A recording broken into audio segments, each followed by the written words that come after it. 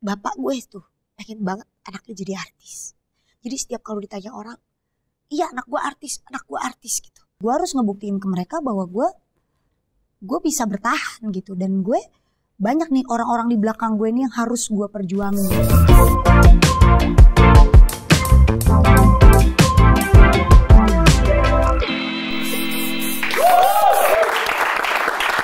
Assalamualaikum warahmatullahi wabarakatuh. Ponakan ketemu di Omwen. Episode kali ini langsung saja kita ngobrol santai, penuh isi, penuh makna bersama Ayu Ting Ting.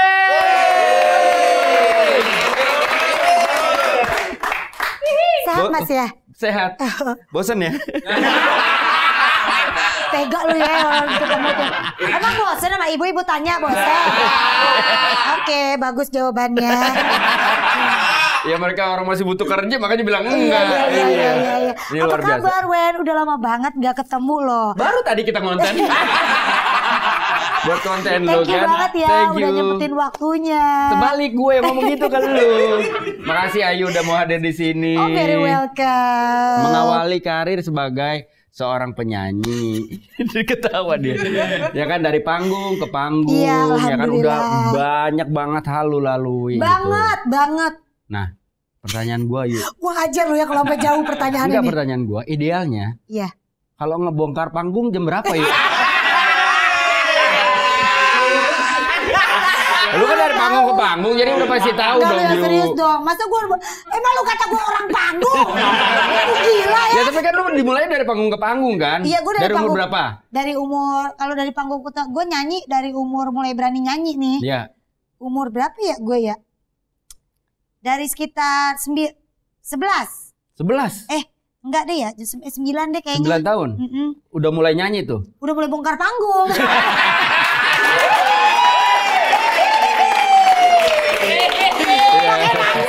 Iya. Kan gue jadi berasa kayak gue tertantang buat ngelucu nih. Iya. Padahal nggak ada kewajiban untuk ngelucu di sini. Iya, gue kalau nggak salah nggak dari kecil karena dulu jujur ibu gue itu seorang biduan. Oh. Iya beneran. Ibu Umi Kalsum itu seorang biduan dulu penyanyi. Jadi dulu gue tuh sering diajak ibu gue, ayo nak nyanyi dangdut. Ibu gue tuh dulu pengen banget kalau gue tuh jadi penyanyi dangdut biar kayak dia. Gitu. Bapak gue Pemain tuh gendang. Bukan. Bapak gue tuh sebenarnya Korea. Oh iya? Ayah itu punya murid hampir satu kampung di murid gue ayah yang ngajarin ngaji. Itu semua muridnya ayah. Muridnya udah pada tua-tua, bapak gue begitu-gitu aja. Ya bagus. Iya. Itu efek dari dia ngajarin ngaji. Qosidah ngaji itu dulu bapak gue. Itu tapi kalau ibu gue biduan. Jadi gue dulu sering diajak-ajak nyanyi.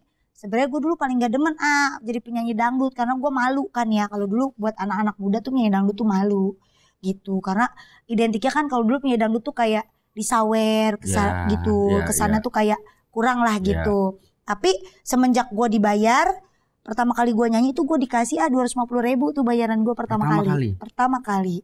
Gue traktir teman-teman gue di sekolah. Jadi gue merasa kayak wah enak juga nih ya gue kerja nyanyi walaupun nyanyinya capek ya. Dari jam 9 pagi sampai jam 12 malam. 9 pagi sampai jam 12 malam? Iya dong, karena kan kalau orang hajatan di kampung kan ada sesi-sesinya, paling berhentinya pas azan doang Iya. Gitu. Jadi kalau azan zuhur berhenti, azan asar pulang ganti baju tuh. Beda buat ke malam. Balik lagi di satu panggung yang sama ya? Iya di panggung sama. Ganti baju? Iya ganti baju dulu konsepnya gitu kalau organ tunggal. Disebutnya OT. Organ tunggal. Oh kalau sekarang kan jadi OT orang tua kan? Iya maksudnya panggilan buat orang tua. Gitu. Iya. Benar. Gitu awal mulanya dari umur SD gue udah mulai nyanyi ngikut gitu. Tapi sebenarnya jujur awal-awal lu nyanyi lu ngerasain malu? Malu awalnya mah kagak mau gue nggak demen lagu dangdut. Sampai coba lu nyanyi lagu dangdut mana yang gue nggak tahu pasti gue nyambung. Padahal gue nggak pernah ngafalin karena emak gue tiap hari nyanyi aja. Nggak mau di kuping gue masuk. Bener dong? Iya. Apal gitu Nah tapi lu dari nyanyi dangdut sampai ngeluarin album, ngeluarin single. Perjalanannya itu seberat apa ya? Panjang itu panjang banget. Dibikin singkat aja kan kita malas dengerinnya nih. Lu undang gue masa lu begitu. dibikin singkat aja.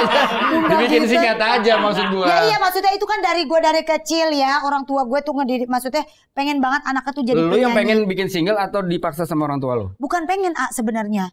Jadi pada saat gue nyanyi waktu itu di panggung, ada salah satu orang namanya dulu Ayah Acing. Jadi dia ngenalin gue, ini kayaknya nih anak punya bakat dan Ayah Acing Ania Atap.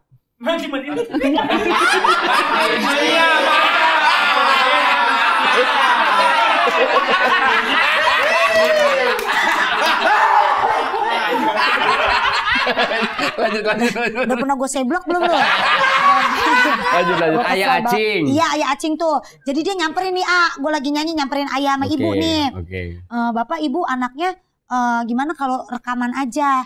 Kan cuma orang tua gue kan ngeri ya. Biasanya kan kalau orang rekaman gitu kan suka dimintain duit. Sedangkan kita kan maksudnya dari keluarga yang sangat amat sederhana gitu, kayak keluarga Cemara gitu. Jadi dari situ yang benar gini. Iya benar, ntar saya kenalin sama pencipta lagunya. Dikenalin lah sama Ayah Dadan yang dulu pernah. Ayah Dadan. Yang pernah kita diundang di bintang tamu acara kita tuh. Kenalin dites sama Ayah Dadan tuh, awalnya suara gue pakai gitar doang tuh. Suruh nyanyi lagu Geboy Mujair ciptaan dia pertama kali. Dingin dong. Suara gue masih lempeng banget, belum ada cengkok.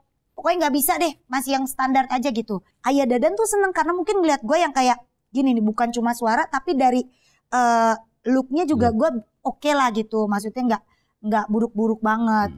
Akhirnya dibawa ke Akurama Record. Dites dulu tuh sama produsernya cewek. Dia punya orang tua. Jadi dulu tuh Akurama Record yang megang itu tuh dulu bapaknya ini produser Ayu nih. Nah bapaknya nggak demen sama kita. Apaan masih bocah masih kecil, nggak bakal bisa nyanyi. Umur 2006 berarti gue umur berapa? SMP 14 tahun. Enggak, umur bapaknya berapa? Astagfirullahaladzim. Kan dia lagi ngomongin bapaknya ya. Ngapain gua nanya umur dia? Kan lu lagi jelasin bapaknya. Jangan bikin gua aus ya. Ini udah disiapin. Dia minum sendiri. Buat bahan aja, Wen. Ya, oke. Pakai explanation. Udah tuh. Bapaknya nggak setuju. Sorry, karena suara lu atau karena penampilan lu? Karena gue masih kecil, gue masih kecil banget. Buat dia masih bocah, nggak bakal laku. Nggak bakal bisa nyanyi deh, gitu, nggak bakal bisa dibikinin album. Terus udah gitu, anaknya tuh yang Ciuli ngetes suara gue, dia demen tuh yang cewek. Akhirnya oke deh, nggak apa-apa, saya aja yang pegang gitu, saya yang coba gitu. Ayo rekaman mulai dari lagu Alamat Palsu, Geboy Mujair, Minyak Wangi, itu terus ada lagu, pokoknya banyak deh. Gue bikin satu album tuh 12 lagu baru, semua tuh lagunya Ayah Dadan, dangdutan termasuk. Terus udah dites, ya emang suara apa adanya ya. Jadi gue tuh ngelaluin itu tuh susah payahnya banget gitu. Sampai nginep di studio recording, sampai gue nangis-nangis, gue nggak bisa nyanyiin tuh lagu saking susah banyak cengkoknya. Tiap hari nih ya pulang sekolah SMP kan dulu jam 12, jam 1 siang. Pulang udah nggak pakai istirahat deh. Pergi ke stasiun, naik kereta sampai ke kota, dari kota naik bajai. Terus baru nyampe ke studio. Jadi dulu tuh benar-benar ayah sama ibu gue tuh nemenin tuh ganti-gantian. Kalau ayah kerja, ibu yang nemenin berdua. Sampai dulu tuh ya cita-cita gue nih, sampai ibu gue tuh jatuh. Mau naik kereta saking buru-burunya gara-gara beliin gue burger. Gue pengen banget burger. Akhirnya beli burger, mau salah naik kereta. Bukan ketinggalan salah naik kereta. Jadi yang gue taikin tuh kereta jurusan Jakarta Kota. Jurusan Bogor. Dari Jakarta ke Bogor, nggak berhenti di Depok. Salah, untung nanya sama orang, gue turun lagi dari kereta, lari ngejar kereta yang menuju ke Depok. Itu tuh di situ tuh emak gue jatuh, dalam hati gue tuh gini. Berarti hal yang pertama kali yang kalau gue sampai berhasil, gue harus bisa beli mobil. Itu tuh yang pertama kali. Ada dia, sampai emak gue jatuh, sampai ditolongin sama orang-orang saking ngejar kereta buat ke arah yang Depok gitu. Maksudnya kereta yang berhenti di setiap stasiun. Itu pengalaman yang gak bisa gue lupain. Jadi pertama kali gue dapet duit, hasil gue rekaman bener-bener gue beliin mobil. Dan itu lu lakukan? Gue lakuin. Masa gue beli sepeda? Lu jangan bercanda dong. Gue liat tau giliran gue ngomong serius dia bercanda. Suka gitu. Iya. Cabut bro. Terus gue tuh dulu ya paling demen banget. Ini gue sebut aja burgernya, mereknya burger Awe. Awe gitu. Kalau mau burger itu juga emak gue ngitung-ngitung duit dulu. Sama ayah gue tuh ngumpulin. Kalau nggak ini nggak bisa ya, nggak usah makan itu ya, makan yang lain aja. Karena kan ngumpulin buat naik bajai, naik kereta, gitu Sedih, jadi sedih kan gue mah. Lu mah set gue Pas gue punya duit gue beli dah tuh burger awe. Sulit dulu beli burger awe aja mah bapak gue mesti hitung duit dulu. Kenapa? Maksudnya ayah sama Umi menurut lo kenapa sampai sebegitu effortnya mereka mensupport tuh pada saat itu gitu loh? Menurut lo karena apa? Ya. Karena mereka melihat bahwa anakku memang suatu saat akan jadi orang besar. Iya, bapak gue tuh pengen banget anaknya jadi artis. Jadi setiap kalau ditanya orang, iya anak gue artis gitu. Sama siapapun anak gue artis, padahal gue belum jadi apa-apa. Makanya dia sampai sekarang nih, kalau ngeliat gue ada di TV, lu percaya gak? Dia duduk, dia nonton. Kadang kalau gue lagi dia suka tepuk tangan sendiri. Tuh adek gue tuh selalu laporan pasti. Bapak lu teh kalau lu udah di TV kagak pernah mau diganggu. Segitu, maksudnya dia sangat apa ya, memperjuangkan banget gitu. Dan alhamdulillah kesampaian gitu. Kalau gue dulu ya, satu lagu itu gue bisa sampai ngabisin 3 hari. Apalagi kalau belum dapat, itu Ayah Dadan itu galak banget. Makanya gue tuh sampai nangis. Kapan itu? Lu bayangin anak SMP ya, sekolah, terus disuruh rekaman lagu dangdut yang notabene suara gue masih yang biasa aja gitu. Tiap hari tuh bolak-balik belum ongkos kan. Udah gitu kan bayarannya kan belakangan. Bukan yang bayar langsung jadi brek. Nah, gitu. Sorry. Yang meyakini siapa orang yang meyakinkan pemilik Akurama Record untuk akhirnya meluluskan lu bisa recording? Nah, tadinya dia tidak mau kan? Nah, jadi bukan bapaknya yang ngambil jadi anaknya yang ngambil nih. Okay. Jadi anaknya yang produserin gue banget, ada tuh namanya Ciuli. Makanya gue maksudnya sampai sekarang ya bener-bener kalau bukan karena dia mungkin gue nggak bakal bisa berhasil lolos rekaman gitu. Dia yang memperjuangkan sampai akhirnya lu recording. Dan bapaknya yang ngasih nama Ting Ting. Tadinya nama gue tuh bener Ayu Debita. Oh, Debita yang dilapor Pak itu beneran. Itu Ayah Dadan yang ngasih nama. Depok Betawi asli Debita. Depok Betawi asli itu bukan bercandaan, bener. Tapi pas lagi pembuatan video klip, waktu itu gue ingat banget pembuatan video klip di Megamendung. Makanya kan lu lihat tuh kembang-kembang Megamendung semua tuh. Sama Ayah Caca Handika juga sama kan satu label. Dia juga bikin video klip juga, jadi kita barengan waktu itu di villanya Ciuli, produserku itu. Bapaknya ngomong lagi makan, ini kayaknya kalau nama Debita kayaknya gak bagus. Kan si Ayu masih Ting Ting nih, kita kasih nama aja di Ayu Ting Ting. Bapaknya tuh lagi makan, sampai sekarang jadi namanya Ayu Ting Ting.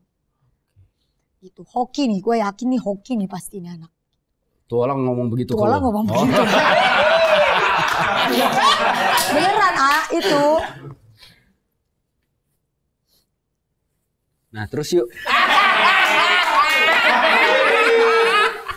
Mengsialan lo.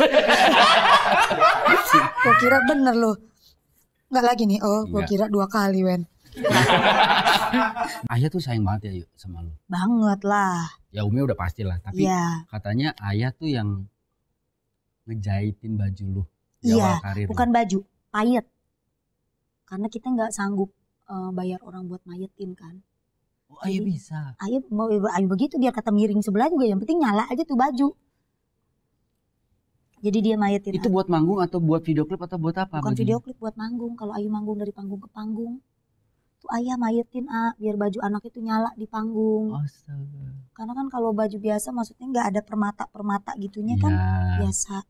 Dia ngejahit sampai pernah dia ngejahit semalaman nih. Ayu kan dulu kecil juga suka lomba fashion show. Lomba fashion show. Dia ngejahit dia kebanyakan begini kali ya, nunduk. Jadi ininya ketekuk nih. Sakit gue panik sekeluarga tuh. Ininya nggak bisa kayak orang keram. Dia pokoknya kesakitan tuh, dia kita bawa ke rumah sakit. Udah di rongsun, udah di apa, nggak ada apa-apa. Nggak tuh kita baru nyadar dia keram semalaman dia begini aja nih. Ngejahitin ituan. Apa namanya? Payet. Tuh ayah. Kalau buat anaknya siapapun maju, anak nomor satu dia mah nggak takut sama siapa juga. Diadepin. Makanya ayah tuh pasti selalu ada di garda paling terdepan buat gue. Di masa-masa terpuruk lu yuk, everyone know lah gitu. Dan gue juga sedikit banyak tahu, mengikuti. terlepas dari cerita lo atau enggak gitu. Gua sih to be honest salut sih. Bukan karena gua ngomong di depan lo gitu. Maksud gua salut, kuat juga lo ya. Kuat lo, maksud gua menghadapi cercaan. Ya bahkan kalau sekarang gua ngelihatnya lu alhamdulillah sudah berkurang lah ya. Tapi kan di kemarin-kemarin tuh kayak wow, kayak bertubi-tubi gitu. Ada gak sih satu titik lu ngerasa bahwa kayak gue cukup deh. Gue mau jadi orang biasa aja deh. Gue gak mau nerusin karir gue di dunia entertain deh. Ada gak sih titik itu? Atau sama sekali gak ada karena ya itu tadi support dari orang-orang terdekat lo? Kalau gue sendiri kayaknya dari dulu ngerasain enggak sih ya. Maksudnya gini, karena gue merasa gue gak kenal mereka juga. Mereka ngehujat gue, ya adalah masa-masa kita stres, sedih, nangis, ada manusiawi, kesel, emosi pasti ada. Cuma gue ingat lagi gitu, oh nggak bisa nih, gue kayak gini, gue harus ngebuktiin ke mereka bahwa gue bisa bertahan gitu. Dan gue banyak nih orang-orang di belakang gue nih yang harus gue perjuangin. Salah satunya adalah keluarga gue yang selama ini ayah sama ibu selalu support dan mereka selalu yang, ayo nak kerja nak, ayo cari uang gini. Buat ntar kita jalan-jalan gini-gini. Jadi itu semangat buat gue gitu. Apalagi ngeliat anak sekolah gitu kan. Gue pengen anak gue ntar sekolahnya jauh lebih pintar ya. Semua juga orang tua gitu kan ya. Jadi gue berusaha untuk, apalagi gue kan gak ada suami gitu kan. Mungkin kalau nanti, makanya gue selalu berpikiran kayak gini. Oh lu gak ada suami, tapi ada anak? Tapi ada anak. Oh berarti, janda, sorry lanjut. Lu udah tadi gak tahu nih ngomong sama gue. Udah panjang lebar lu gak tahu. Tapi gini, gue tuh selalu berpikiran gini. Mungkin gue akan mengurangi pekerjaan gue ketika gue sudah mempunyai suami. Tuh. Gue sebenarnya pengen. Ngerti gak sih lu kayak ngambil kerjaan tuh cuma 1, 2 yang cuma live sebentar abis itu udah. Ya, bisa gitu. Memilih ya lah. Bisa memilih gitu. Kalau sekarang kan masih belum nih. Betul, karena sampai sekarang pun lu masih menjadi tulang pungli buat keluarga. Punggung. Iya.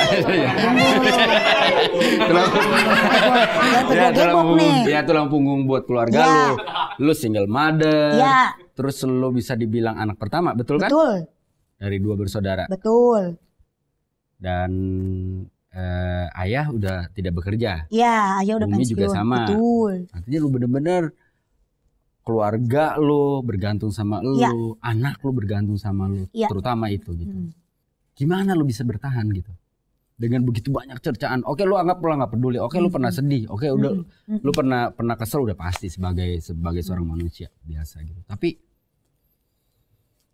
nguatin diri lu nya tuh kan tetap harus dari diri lo yuk. Gue bersyukurnya gini ya, untungnya ini gue dilahirkan sebagai perempuan yang kuat mental.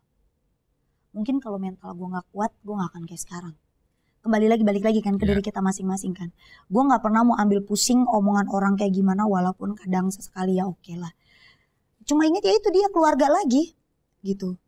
Dan gue harus mikir, nggak bisa nih, gue harus tetap berjalan, gue harus tetap hidup, gue harus tetap aktif. Gitu. Banyak orang-orang di sekeliling gue yang sayang sama gue, yang support gue gitu.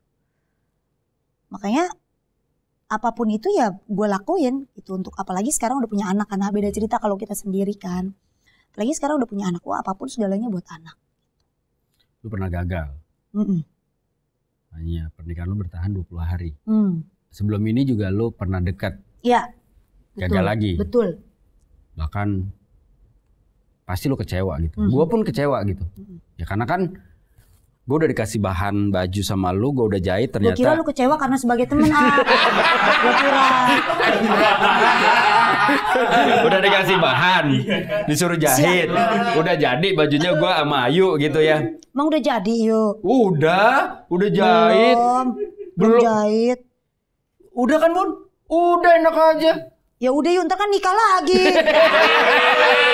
Ya kan pasti kan beda. Oh. Pasti kan beda. Ya pakai seragam lama aja udah deh anjir. Ya, gue belum ntar tentu muat lu juga. istana ntar lu kerajaan. Widih, istana boneka.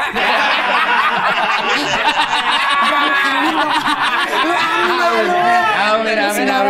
Oh iya, amin. Siapa tahu kita diundang ke Disneyland ya kan. Lah kan ada itu maksudnya kerajaan-kerajaan itunya. Iya, enggak maksudnya lu doang mayu ngapain bawa dia pade rame. Ya elah ya. Gua juga enggak mau nyusahin lu lah. Udah tenang, urusan mereka mah urusan mereka. Ya enggak usah, kita enggak usah pusing gitu. Gua tahu ceritanya juga. Ya. Maksudnya lu alhamdulillah mau cerita ke gua, mau sharing juga ke gue gitu. Pada saat itu ya, wah, akhirnya alhamdulillah ya menemukan orang yang mungkin bisa yang selama ini lu tunggu, yang selama ini lu cari. Betul. Suddenly gagal. Gagal lagi. Itu pun gue yang memutuskan. Betul. Nah, cuma maksud gue gara-gara itu, gara-gara pengalaman pertama, gara-gara pengalaman kedua ini, lu jadi lebih takut gak sih? Iya. Kalau lu tanya lebih takut pasti iya. Walaupun kadang orang bilang nggak boleh kalau lu begitu mulu, lu nggak akan dapat jodoh. Gitu. Bener sebenarnya bukan takut ya. Jadi gue tuh jauh lebih hati-hati. Semua bener-bener harus gue bener-bener pahamin dulu gitu. Apalagi gue udah punya anak ya. Jadi jangan sampai salah lagi ngelangkah tuh gue nggak mau. Jangan sampai salah pilih lagi tuh gue nggak mau. Karena apa? Kalau sampai amit-amit gitu nih ya, gue menikah dan amit-amit jodohnya misalnya cuma sampai di situ lagi gitu, akan jadi omongan orang lagi. Iya kan? Walaupun memang gue nggak peduli gitu. Tapi kan pasti kalau perempuan itu kan dicapai kayak, ya gagal lagi. Ya walaupun bukan kita yang mau kan, semua kan itu kan udah jalannya dari Allah gitu kan. Makanya ya udah pasti gue yakin kok, gue suatu saat pasti akan dikasih jodoh yang terbaik gitu. Dengan kesabaran gue maksudnya menunggu selama ini pasti akan ada aja jodoh yang terbaik. Walaupun gue nggak nyari ya. Iya nggak nyari iya. Nyari sih padahal mah. Wah ada sih. Gue udah iya lu tiba-tiba begitu. Nah emang tipikal cowok lu tuh kayak. Lu gak kesian emang gue udah berdebu banget ini.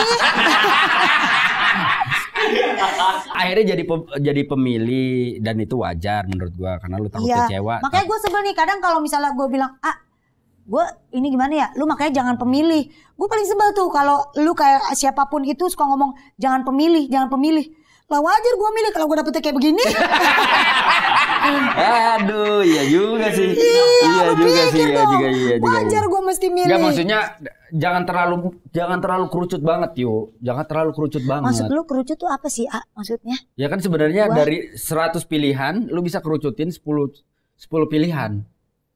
Lu jangan kerucutin banget cuma 2. Ngerti gak sih? Paham gak? Maksudnya gue cowoknya mesti banyak gitu. Bukan Allah. Ini makanya gue bilang pentingnya pendidikan.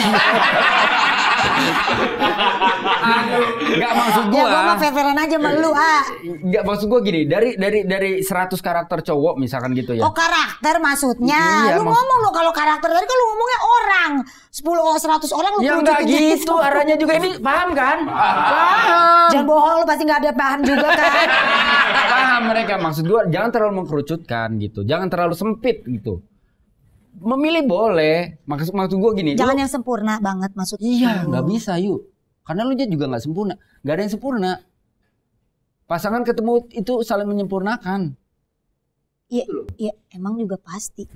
Oke, sekarang gini, apa tipe cowok lu sebenarnya? Lu pengennya seperti apa? Kalau gue? Iya. Seiman iya. Oke, segini lah ya. Nih Iman temen gue segini nih. Bukan seiman. Seisa agama. Iya. Maksudnya. Iya, oke. Seagama udah pasti. Iya, seiman. Kalau gue pengennya jujur. Dia punya pekerjaan yang bener-bener setara. Maksudnya gini. Setidaknya dia bisa setara dengan gue. Gitu. Bukan gue nggak mau di bawah gue ya. Karena menurut gue makan tuh cinta deh gitu. Udah berpikirnya udah pakai logika aja deh gitu. Itu satu. Itu dua. Terus bisa nerima Bilqis seperti anak kandungnya sendiri. Sayang bener-bener sama dia nih. Yang keempat, bertanggung jawab dari hal sekecil apapun. Walaupun mungkin misalnya gitu ya, pekerjaan dia, maksudnya penghasilan dia yang ya bisa dibilang biasa lah gitu. Tapi dia tahu cara dia bertanggung jawab sekecil apapun untuk keluarganya itu. Kalau akhirnya lu menemukan sosok itu, tapi Bilqisnya nggak suka yuk. Ya itu dia. Nih gue bingung nih sama anak gue. Anak gue tuh, gak bisa gue sama laki-laki deket sama cowok tuh. Gimana gue mau pacaran coba? Tiap gue pulang, mana? Liatin jalanannya, udah di mana? Gitu mulu. Setiap gue pulang nih, jam gue biasanya sampai rumah kalau saya lapor Pak tuh jam 9 atau jam 10 malam. Lewat dari itu, dia pasti akan nanya. Antara asisten gue ditelepon, kalau gue nggak ngangkat, coba tunjukin jalannya, udah di mana Bunda? Coba liatin. Gue di mana kok dia nggak tahu kan? Pakai sosokan mau ngeliat. Ya mungkin karena lu belum ngobrol dari hati ke hati sama Bilqis. Udah sering banget. Bilqis emang nggak mau punya adik. Bilqis emang nggak mau punya adik. Mau Bunda, tapi nggak usah punya papa. Nah, gimana? Omongannya seru kan? Tonton terus makanya. Tapi jangan lupa subscribe, like, komen, dan juga bantu share. Supaya nonton Om makin banyak. Oke, setuju ya? Nah, kalau Mbak Hasan buka prakteknya sekarang nggak di YouTube, tapi di media sosial. Nih. Oke? Paham? Lanjut ya nontonnya. Selamat menikmati. Keren Om Wen. Dulu anak gue umur 3 tahun, dia masih ngerengek minta papa. Sampai gue bilang, sampai di kamar mandi dia ngerengek, Bun, Ikis pengen papa, Bun, Ikis mau papa, Ikis mau papa.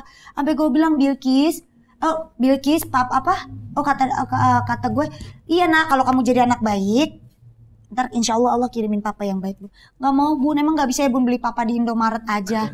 Sampai gue bilang, emang lu ke papa lu Kinder Joy?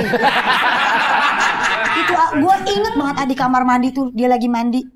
Nah sekarang udah usia semakin besar, enggak. Dia bakal terima papanya, asal papanya ganteng kayak orang Korea. Tuh, nggak apa-apa Bunda kalau sama artis Korea, Ikis oke. Nggak ngerti dia bercanda, nggak ngerti apa ya. Tapi setahu gue kalau gue udah deket, bapak emak gue kan lagi sibuk ngejodohin gue mulu nih, ya kan? Dia tahu tuh, dia ada di grup tuh, sampai dikeluarin mama gue di grup, tau nggak? Si Bilqis dikeluarin dari grup, sampai dia protes sama gue, Bun, suruh ibu masukin Ikis di grup lagi. Itu yang terjadi ya. Ikis kan kalau Sabtu Minggu udah boleh megang handphone kan? Oke. Berarti Ikis secara nggak langsung sudah menjadi kurator buat jodoh lu. Terlepas mungkin dia belum bisa menerima karena satu, dia sudah nyaman dengan kondisi dia sama bundanya. Kedua, mungkin dia belum waktunya bisa menerima hal-hal seperti ini secara dewasa. Karena umurnya juga baru belasan kan. Mungkin kalau waktunya nanti tepat dan Ikisnya bisa menerima, mungkin dari cerita gitu. Nah, andai lu menemukan jodoh lu dan dia meminta lu untuk berhenti dari pekerjaan lu di dunia entertain. Suruh berhenti. Kalau dia raja, gue berhenti. Lu mau yang mana? Yang Kaselanya apa Moldinya nih?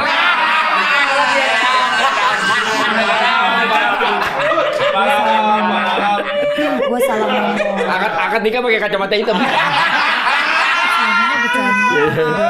Bukan, maksud gue gini, siapapun itu ya. Kalau minta gue nikah dan gue disuruh berhenti dari pekerjaan gue akan ngobrol dulu sama dia.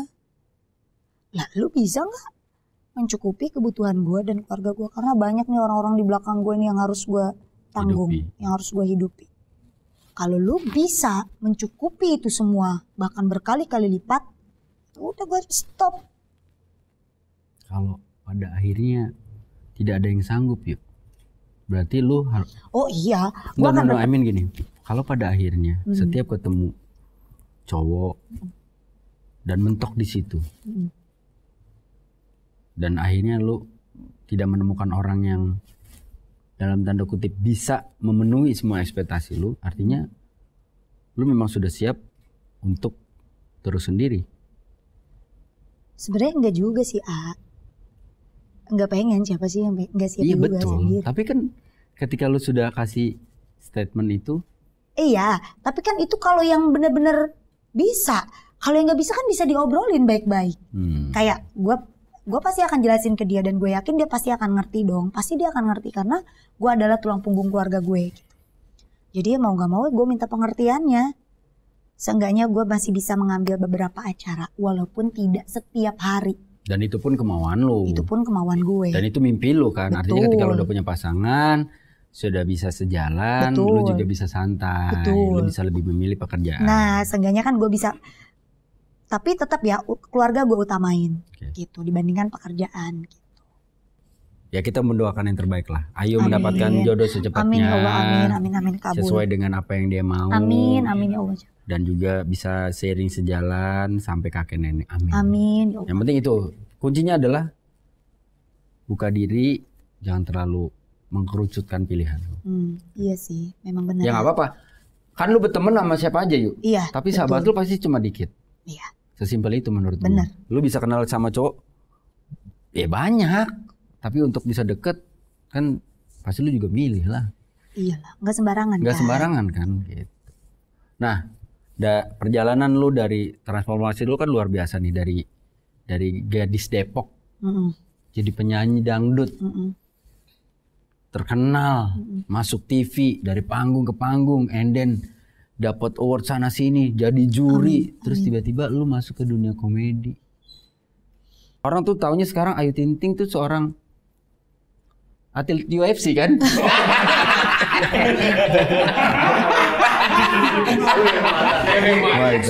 Ya, seorang komedian. Kemarin kan baru dapat award 2 loh. Kemarin belum lama deh kan, dari Anugerah Komedi Indonesia, dari yang terpilih dan terfavorit tuh. Sampai nggak nyangka itu. Nah iya, tahun sebelumnya dapat lagi, ya kan, tahun lalu dapat lagi. Ini kan luar biasa yuk. Ya gara-gara lu lah. Oh gara-gara gua, kan gara-gara lu juga. Ya iya, maksudnya kan gue banyak belajar juga lah dari lu. Nah ini kan dia udah stripping, award banyak. Terus dia bilang gue yang ngajarin dia. Nggak ada apa kayak gitu.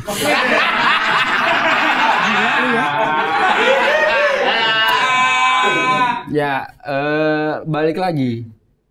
Kenapa lu mau? Gue nggak dengerin dia ngomong gitu, biarin aja pura-pura gitu.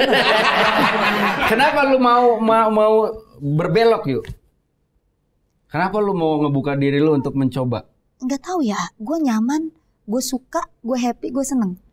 Karena itu satu-satunya cara yang bikin gue tuh happy. Gue seneng aja, dari dulu gue paling seneng nonton lawakan. Gak tau kenapa, dan gue juga memang hobinya ya dengerin orang ketawa gitu, ngelawak, lucu aja gitu. Buat gue tuh receh gitu. Yeah. Dan akhirnya sampai gue bisa sendiri pun gue seneng.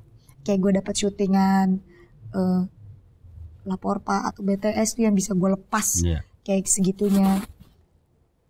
Enjoy aja gitu, bawainnya gue gak ada beban. Kan kalau kita kerja enjoy kan kita enak ya. Jadi ya udah, bukan karena paksaan siapapun atau bukan karena, dan memang momennya juga pas banget kan. Kemarin pandemi kayak off air tuh kayak jarang gitu. Gue tidak memanfaatkan momen itu sebenarnya, tapi itu terjadi dengan sendirinya. Gitu. Ya udah, emang udah rezeki gue di situ. Oh, gue dideketin sama teman-teman pelawak kayak lo dengan apa ya? Dengan circle yang baru menurut gue gitu. Jadi kan circle gue kan situ-situ aja kan, tapi ini gue bisa kenal dengan yang lain-lain, belajar melawak dengan yang lain. Jadi kayak oh ya udah, asik aja gitu, dan gue sangat menikmati itu sampai sekarang. Makanya nggak nyangka aja bisa kayak begini. Gue seneng ya mengeksplor hal-hal baru gitu. Kayak gue mesti coba deh nih. Kalau gue bisa, itu kayak kepuasan sendiri gitu loh. Oh seneng banget ya gue bisa bikin orang seneng ketawa. Kayak gue nyanyi nih, orang pada nyanyi bareng, happy gitu, joget-joget. Itu hati gue puas. Setiap gue manggung, gue nih ya kalau setiap dari misalnya contoh gue sebagai penyanyi, kalau gue manggung lihat penonton sepi, gue tuh selesainya pasti lemes. Karena gue merasa gue gak berhasil hari ini. buat mereka happy dan buat mereka senang. Tapi kalau gue nyanyi dengan penonton banyak, mereka loncat-loncat, gue selesai manggung tuh bisa tuh berkali-kali lipat gue bahas terus. Wah gila, gue berarti bisa nih bikin mereka puas gitu. Gue sama kayak halnya kayak contoh ngelawak gitu. Lihat orang pada ketawa gitu. Wah, berarti gue ada kepuasan gitu. Dan guanya juga terhibur dengan teman-teman ngelawak gue. Dari situ gue belajar, gue ngamatin. Oh ternyata begini ya. Oh, gue simpen tuh kalau ada lawakan lucu gue simpen. Apaan nih lawakan? Oh ntar gue pakai di sono. Ntar gue coba di sini lucu gak nih gitu. Makanya bisa sampai ke titik sekarang. Kalau Bilkis diledek gak sama teman-temannya? Ih bunda lu tuh tampilannya begitu. Kalau teman-teman di sekolah paling cuma gitu doang. Aku nonton bunda kamu di TV gitu, lucu ya, paling gitu doang. Gak ada yang sampai ngeledek gitu-gitu, nggak ada. Tapi kadang anak guanya sih yang malu. Tapi beneran Betulan malu, Bilkis itu beneran malu. Gak mau bunda gitu. Karena kalau gue pulang, bunda hapus bunda, Ikis takut. Kadang gitu kan muka gue dulu serem-serem kan, kalau di BTS kan. Tapi kalau sekarang ya udah gitu. Ya namanya anak-anak ya, tapi dia seneng. Kok mau sih bunda? Malah sekarang gua nggak make up dia nanyain. Kok sekarang gini bunda cuma alis doang sama bibir? Ntar giliran gue make up lagi dia takut. Sudah salah gue. Apa yang mau sampaikan ke ayah sama Umi? Ya yang jelas bersyukur banget lah punya ayah sama ibu yang selama ini udah selalu support, udah selalu ada buat gue gitu. Dan mereka paling gak terima banget kalau gue tuh dihujat, untungnya bapak gue gak kasih main Instagram. Kalau gak udah habis tuh orang-orang dicaci maki sama dia. Ya gue ngerasa beruntung lah, maksudnya punya orang tua yang 24 jam. Udah kayak teman, udah kayak kakak. Gue pokoknya mereka segalanya lah buat gue. Gue gak akan bisa apa-apa kalau tanpa mereka. Apa juga yang lo mau ucapin sama Bilkis? Yang jelas makasih banget udah hadir dalam kehidupan gue gitu. Dan jadi semangat gue nomor 1 lah segala-galanya. Ya pokoknya seneng dan beruntung punya Bilkis, bangga banget.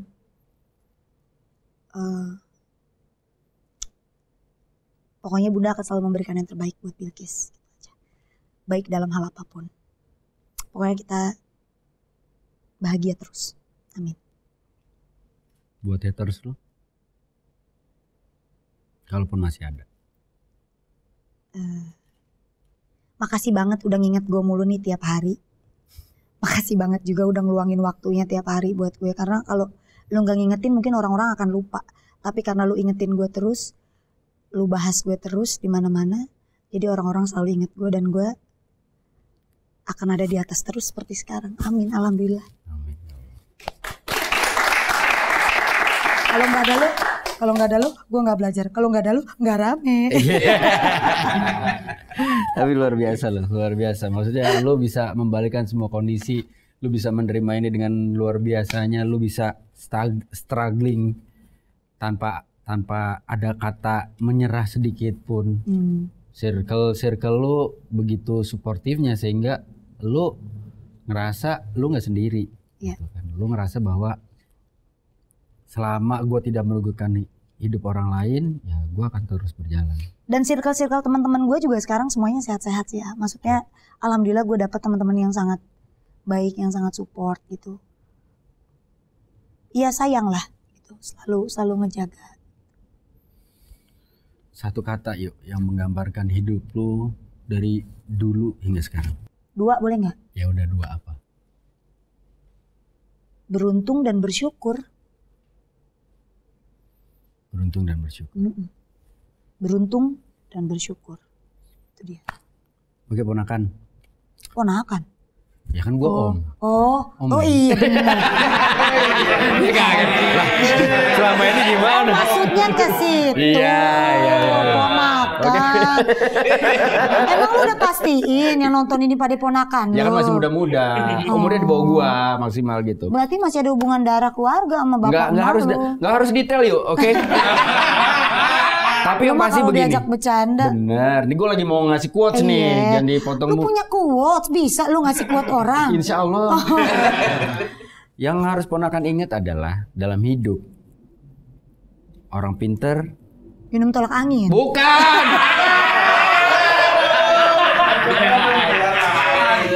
Gue jadi lupa nih. Dalam hidup seringkali terjadi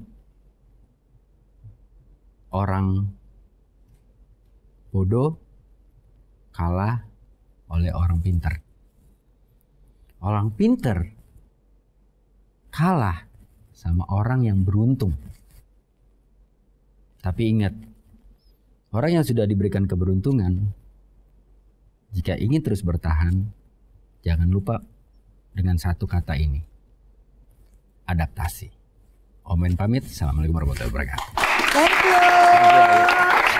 Thank you.